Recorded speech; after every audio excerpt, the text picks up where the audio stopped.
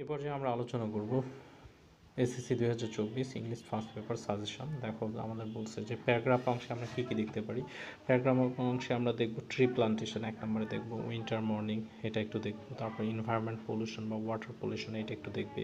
Your school magazine, এটা দেখবে। Deforestation, এটা ইম্পর্টেন্ট। প্রাইস হাইক, যেহেতু দৈনন্দিন জীবনে এখন দ্রব্যমূল্যটা একটা আলোচনার কেন্দ্রবিন্দু, এটা দেখা উচিত। 7 নম্বর ট্রাফিক জ্যাম দেখবো আমরা। বুক ফেয়ার দেখবে। তারপরে আমার ন্যাশনাল ফ্ল্যাগ, যদিও গত সালে আমরা পুটে ন্যাশনাল ফ্ল্যাগ আসছে, তারপরে একটু দেখে যাওয়া ভালো।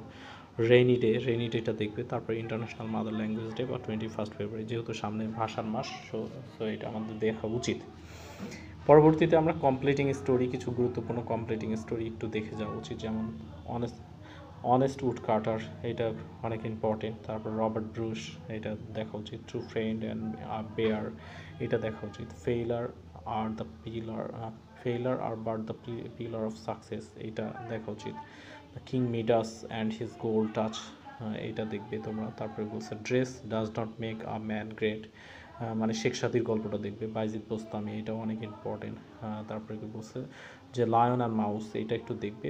তারপরে হচ্ছে এ ফার্মার, এইটা দেখো। আমরা গ্রাফ বা পাই চার্ট নিয়ে আলোচনা করি। দেখো পাই চার্টের মধ্যে দেখবে যে প্রথম যেটা দেখবে সেটা হচ্ছে pie chart about 4 subject obtaining marks a different student. তারপরে হচ্ছে দেখবে people using internet from the year 2018 to 2023 in Bangladesh. তারপরে তৃতীয়টা দেখবে হচ্ছে the internet user from 2017 to 2022 in Bangladesh. তারপরে 4 নম্বরে দেখবে number of telephone and mobile user from 2015 to 2023, এটা একটু ভালো করে দেখবে। তারপরে বলছে 5 নম্বরে দেখবে the number of Facebook user by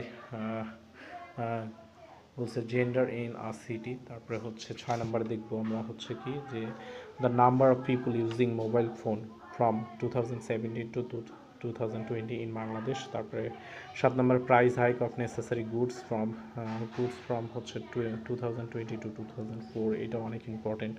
তারপরে কি বলছে 8 নম্বরে দেখবো হচ্ছে the choice of profession by different educated youth in Bangladesh. আর হচ্ছে 9 নম্বরে দেখবো কি a comparative selling rate of books in 21শে বই মেলা 2023। তারপরে দেখবো যে হচ্ছে কি লাস্ট আমরা দেখবো যে the passing rates of different subject, এটা দেখব।